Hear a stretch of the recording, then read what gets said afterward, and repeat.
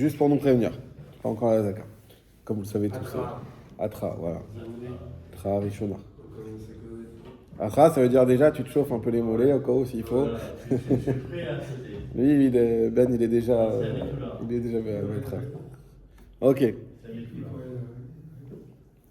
Donc. Ça, c'est important. En fait, c'est à Métoula. Donc, on sait que c'est pas chez nous. Mais ça peut continuer. Le trajet peut continuer. On y va Moshe. Mais je pense que David, lui, soit il faut le mettre dos aux gens, ou soit il faut le mettre au premier rang. Non. Pas qu'il parle. Il faut que le sensei il le tienne. Il n'y a que Binyamin qui est capable de tenir David. Tu sens qu'il est pas. Non, si, il est là, il est en face. Regarde, on est en cohésion totale. Mais non. J'ai pas bougé depuis une heure. Alors ça aussi, il faut savoir que c'est le plus dur dans la Chavruta, et même dans les yeshivot et tout. Non, alors supporter l'autre des fois, ça dépend qui c'est. Mais à part ça, c'est de pas amener à discuter. Parce que comme on est deux, truc, ça, hop, et très vite on arrive à, et le magasin, et t'as vu, et la zaka d'hier, et t'as pas bien dormi, non. Restez concentré. Malgré tout, mais il y a toujours des trucs à dire. On reste concentré. Donc on a dit qu'il y a effectivement un certain ordre dans les gens qui sont appelés au Sefer Torah. Alors là, par exemple, je vous ai traduit. Si vous avez un crayon, Benjamin, tu as ton crayon, est-ce que tu as noté tous les mots que tu ne connaissais pas? Non, Riwim. Apt.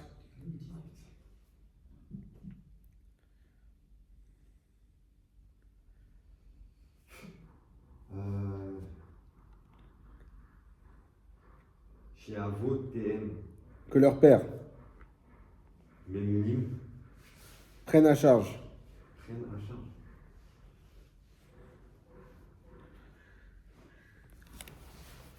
Alors on va expliquer après. On va expliquer. Non, déjà, d'abord il y a la traduction, ensuite l'explication. Déjà la traduction. L'explication d'un Mishnah Bora pour ça, qui va nous donner toutes les explications qu'on va voir tout de suite. Pour le reste, c'est bon? Ça devrait aller. Si tu vois que c'est pas bon au moment où tu fais la chavruta, tu vois avec ton travers si vous arrivez à trouver. Si vous n'arrivez pas à trouver, je suis là. Donc Aleph, le Mishnah Bora maintenant, en bas. On a dit Be Shabbat ve Yom Tov. Pourquoi on parle uniquement de Shabbat et Yom Tov où il y a cette hiérarchie? Pourquoi? Chez Corinne, Arbe. Comme je vous l'ai dit déjà, c'est parce que... Tu l'as là, Benjamin, où je suis? Beyam chez Korim, Shlosha, N, Korim. Non. Mishnah Bora. Mishnah Bora. Tu vois là, on a une référence. Aleph, il est là. Chez Corinne, Arbe. Donc parce que le Shabbat et Yom Tov, on appelle beaucoup de gens à la Torah. D'accord? Comme on appelle beaucoup de gens, donc on peut se permettre d'appliquer cette hiérarchie. Bet, Talmidei Chachamim Amemunim. On a dit les Talmidei Chachamim, les étudiants de Torah, qui prennent à charge le Tzibour. Alors ça veut dire quoi ça? Katav Maharil. Le Maharil, c'est un rave qui a écrit Mitzvah Likrot Be Yom Tov. C'est une mitzvah d'appeler le Yom Tov Anashim Amahamidim Akeila. Les gens qui font tenir la Keila. Les Fichach, c'est pour ça. Hem Kodmin la kol. Ils sont prioritaires, la kol sur tous. Im Ensham Talmid Chacham Muflag. À condition qu'il n'y ait pas un sage de la Torah. Muflag, ça veut dire très connu, très, très important. Voilà. Ok? Le Fichar, à condition. Non, les fichar, c'est pourquoi. Okay. Donc maintenant qu'on a compris, on a eu la traduction, on essaye de bien comprendre. Donc effectivement, donc le Yom Tov et le Shabbat, donc on a une mitzvah. C'est fort ce qu'on dit, le mot mitzvah. C'est une mitzvah d'appeler en premier les Talmidei Chachamim, qui font tenir la Keila, à condition qu'il n'y a pas un Chacham. Par exemple, ça arrive des fois, on fait un Shabbat plein, on invite un grand Rav. Alors même s'il y a des Talmidei Chachamim dans la salle, c'est lui qu'on fait monter en premier parce que c'est Chacham Muflag. C'est un Rav qui est connu, etc. Juste une petite question. En premier, en troisième, tu veux dire. En troisième, oui. En premier de Israël. Enfin, oui. Là, ce qu'on est en train de dire, Oui. ce sont des options. C'est pas une obligation. Parce que- Bah, mitzvah. Mitzvah, ça veut dire obligation. Ouais, avant. après, il y a le rave de la communauté qui va appeler. Oui. Tu vois, et soit je vois dans la communauté en Israël, avant de la lecture de la Torah, ils font acheter les montées. Oui. Donc à partir du moment où tu achètes, peu importe qui tu es. Alors t'achètes. ça, on l'avait déjà vu. Tu as raison. On l'avait déjà vu. On a dit que si, pour les besoins financiers de l'association qui gère la synagogue, etc., et on doit vendre les montées, justement dans ces... Alors là, oui, c'est pas grave si on vend et qu'on ne fait pas cet ordre-là. Parce que c'est pour les besoins financiers, pour la survie finalement de la synagogue. Et après, dans d'autres communautés, j'avais pas l'impression qu'ils respectent forcément. Tu as raison. Ils C'est vrai. prennent au hasard les gens qui sont là. C'est vrai que c'est pas hyper bien Ils respecté. font un à quelqu'un de nouveau qui vient, ils le font monter. C'est vrai. Alors c'est pour ça que, tu vois, là tu poses une bonne question. C'est excellent ce que tu dis là, c'est un bon exemple. Là, qu'est-ce qu'on a vu? On voit une hiérarchie et on voit qu'elle n'est pas si bien appliquée. Donc quand on fera le halakha, je ne l'ai pas encore fait, mais sûrement que lui nous dira comment appliquer ça. Est-ce que ceux qui ne l'appliquent pas, eh ben, c'est une erreur, et on s'est laissé aller dans une erreur, et qu'en fait il faut rétablir les choses comme il faut, ou est-ce qu'aujourd'hui, pour telle et telle raison, on ne l'applique plus? À voir. On verra ça dans... Ça, on ne peut pas le voir ici dans le Mishnah Berurah ou dans la Shulchan Aruch, on le verra dans le Halakha Berurah. Gimel, chez Avotem Vechoulé. On a dit que dans l'ordre, il y avait en gros ceux qui, on va dire les rabbins qui s'occupent du Tibour, et ensuite leurs enfants. Pourquoi? Chez Mechouyavin Lechabedam Bishvil Kevod Avotam. Parce qu'on est obligé, Mechouyav c'est obligé. Donc on reprend cette idée que ce n'est pas une possibilité. Qu'on est obligé, les Chabedam, de les honorer, Bishvil Kevod Avotam, pour l'honneur de leur père. Shiesh Bazé, Kavod la Avot, parce qu'il y a dedans un honneur des pères.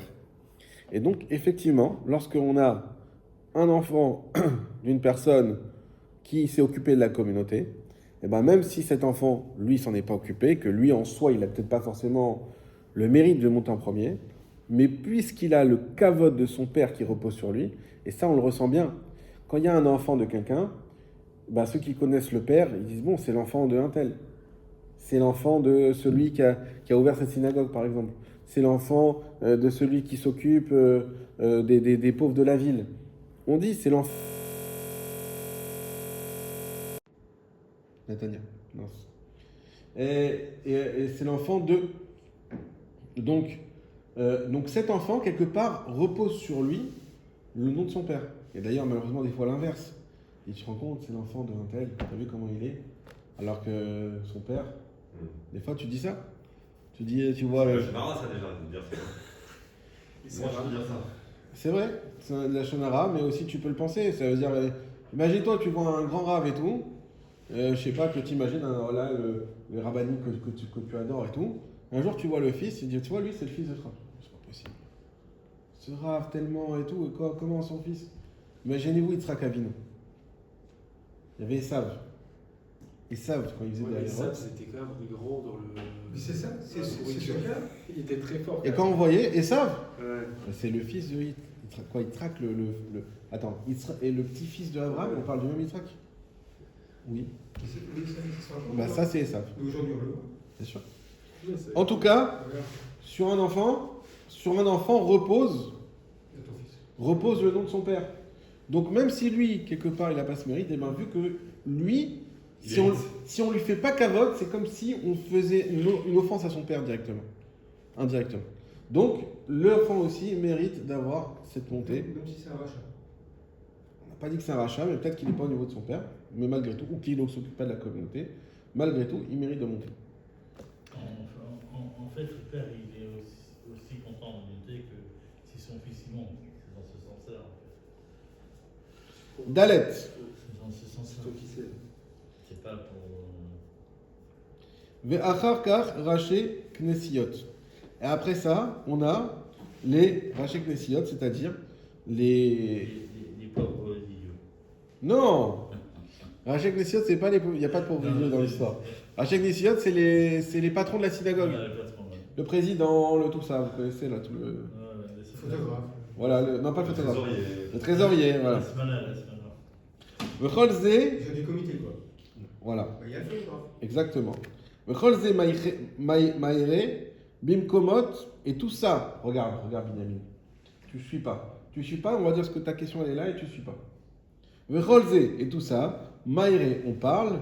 Bimkomot, dans les endroits. Chez En Mochim à mitzvot, qu'on ne vend pas les mitzvot. Et là, chez Omed à Memouné, Vekore les fiakavod, mais simplement, on se tient et on appelle selon le kavod. Aval, mais bimkomot chez Mochin à mitzvot, dans les endroits où on vend les mitzvot, venofel à maot l'tzedaka, et tombent les pièces pour la tzedaka, c'est-à-dire qu'on récupère l'argent pour la tzedaka. Kol hakone otam, tout celui qui achète la mitzvah, yesh lo reshut le chabed le mishirse. Il a la possibilité de donner du kavod à celui qu'il souhaite.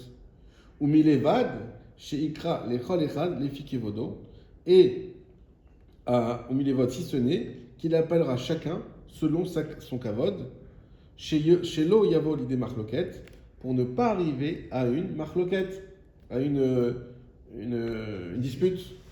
Gam ikra achiyuvim chez zelo machulo. Également, on appellera ceux qui ont l'obligation, qui n'ont pas machulo, qui n'ont pas vendu. Lié au prix, ceux qui ont l'obligation. Achiyuvim. Achiyuvim, pardon. Chez zelo machulo. Que lui ne l'aura pas vendu. Ça veut dire quoi? Ça veut dire que effectivement toute cette histoire de hiérarchie, premièrement, c'est dans les mêmes idées qu'on a vu avec les Cohen et les Lévi, c'est de ne pas mettre de dispute dans la synagogue. Parce que dans la synagogue, s'il dit non, mais toi, ça peut être moi, ça peut être ce que tu veux. Et quand c'est on va dire le rabbin de la synagogue, il n'y a pas un qui va dire ah, pourquoi c'est moi et pas le rabbin? C'est le rabbin, ça va, on comprend que c'est le rabbin. Quand c'est le fils, ah oui, c'est le fils. Mais quand c'est le président, c'est le président, ça va. Si t'es pas contente, vas-y, sois président, tu vas voir. Donc, ça veut dire que, quelque part, ça met tout le monde d'accord. Dès lors qu'on commence à être dans l'égalité, effectivement, là, on fera monter un peu tout le monde, et chacun son tour, comme on a l'habitude. Maintenant, tout ça, c'est quand c'est pas vendu. Mais si c'est vendu, comme il a dit Binyamin, celui qui achète, alors, il a la permission exceptionnelle dans ce cas-là, de monter ou de faire monter. Vous voyez qu'on a dit qu'il peut donner le kavod à qui il souhaite, comme on voit aujourd'hui que les gens ils achètent et des fois ils donnent Shnatan de la mitzvah, etc. Donc de monter ou de faire monter qui il souhaite sans prendre en compte cette hiérarchie. Ça fait qu'il y a des gens qui ne montent jamais. Celui qui n'a pas d'argent, par exemple. Oui. Non, si quelqu'un il achète, il le donne. Moi, par exemple, j'ai déjà vu à Kippour Ouais. des mecs blindés. Ils balancent des sommes faramineuses. Mhm. Tu peux même pas lutter, quoi. Ils disent 10 000, 50 000. Mhm. Alors ça, ils se mettent d'accord les 6 ou 7 à monter, et les autres, rien. Alors, premièrement, Ils montent jamais.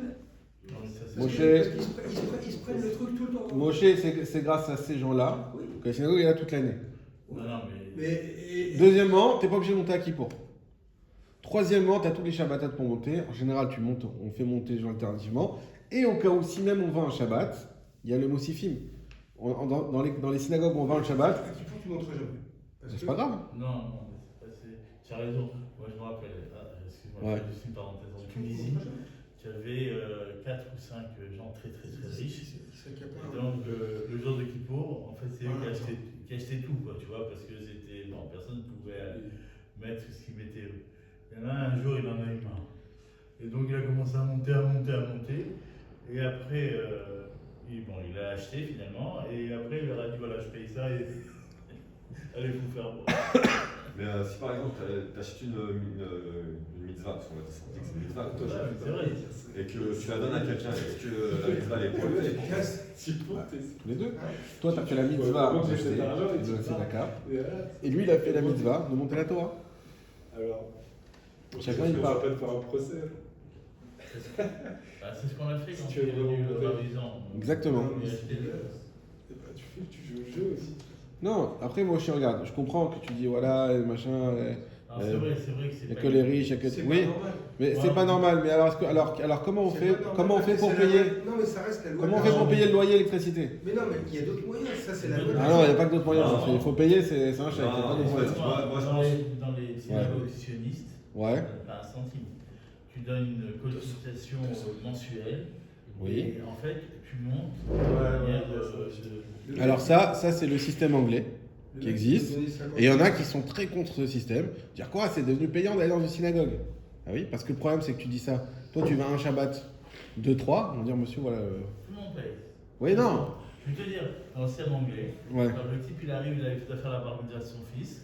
Ah monsieur, Voilà. d'abord tu règles ça, tout ce que tu n'as pas réglé pendant toutes ces années, et ensuite tu fais la bar mitzvah de ton fils. Bon, qu'est-ce qu'il va faire devant les ailleurs? Mais ça veut dire que Ça, il fait pas la ce barre. système-là, il y en a qui se alors, à cause de toi, il y a des juifs qui ne vont pas venir à la synagogue parce qu'ils n'ont pas les moyens, parce qu'ils n'ont juste pas envie de payer. C'est devenu les synagogues, c'est devenu un business, blablabla. Tout dans tous les systèmes. Moi, Ouais. j'ai été président de synagogue. Ouais. C'est-à-dire que les gens, d'accord, ils s'en foutent. De- C'est-à-dire, ils viennent à la synagogue comme s'ils venaient Ah, bien sûr. dans un lieu, à la messe, tu vois. Ouais. C'est tout. Il n'y a rien, il n'y a aucune C'est la obligation. maison il y du a rien. banlieue. Mais c'est la maison du banlieue. Oui, mais genre, on n'en veut pas. Oh, Mais il faut arrêter de tout Non, mais ramener parce que- l'argent. Non. C'est- Il faut pas tout ramener l'argent, mais il faut. Chacun donne en fonction de Non, ça. non, aussi. il y a d'autres manières. Tout le monde n'est pas Il y a médecin. d'autres manières de payer ton.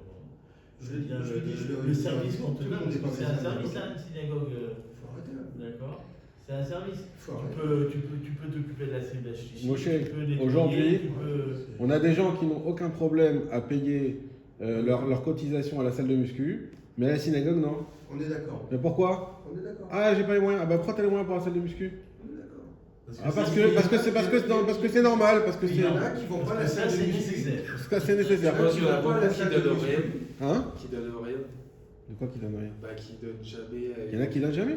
Mais pourquoi? Parce que. Jamais, jamais. Ah, moi je te dis, il y en a qui donnent jamais, et dans des synagogues, parce que des fois, soit parce qu'il y a des gens très lourds qui s'occupent de tout, sauf que ce qui est, quelque part, c'est quelque chose qui est pas bon.